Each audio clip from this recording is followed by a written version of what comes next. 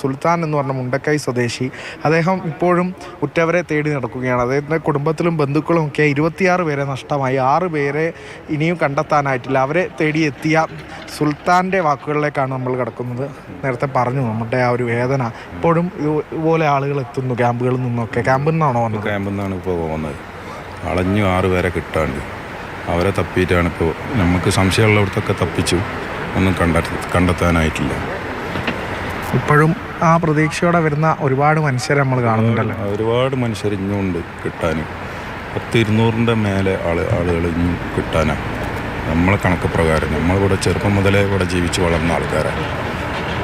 അന്നത്തെ ആ ഒരു ദുരന്തത്തെ ഇനി ഓർക്കാൻ ആഗ്രഹിക്കുന്നില്ല എന്നെല്ലാവരും ആഗ്രഹിക്കുന്നില്ല. ഇനി ഈ ഭൂമിയിലേക്ക് ഇനി വരുന്നില്ല.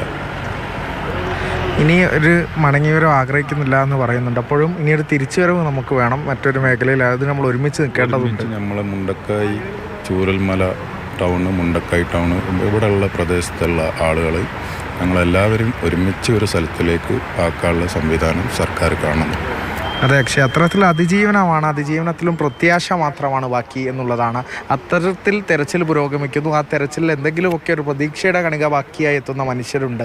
അവരിലെ ഒരുപാട് പേരുടെ പ്രതികരണങ്ങളാണ് നമുക്ക് ലഭിച്ചത്. അത്തരത്തിൽ ഉള്ളുപൊട്ടുന്നുണ്ട്, ഇപ്പോഴും ഉള്ളിലുണ്ട്, നീറുന്നുണ്ട്. ഇനി ഒരു തിരിച്ചു വരണം എന്ന് പ്രത്യാശിക്കുന്നുമുണ്ട്. അങ്ങനെയുള്ള ഒരുപാട് മനുഷ്യരെയും കണ്ടു.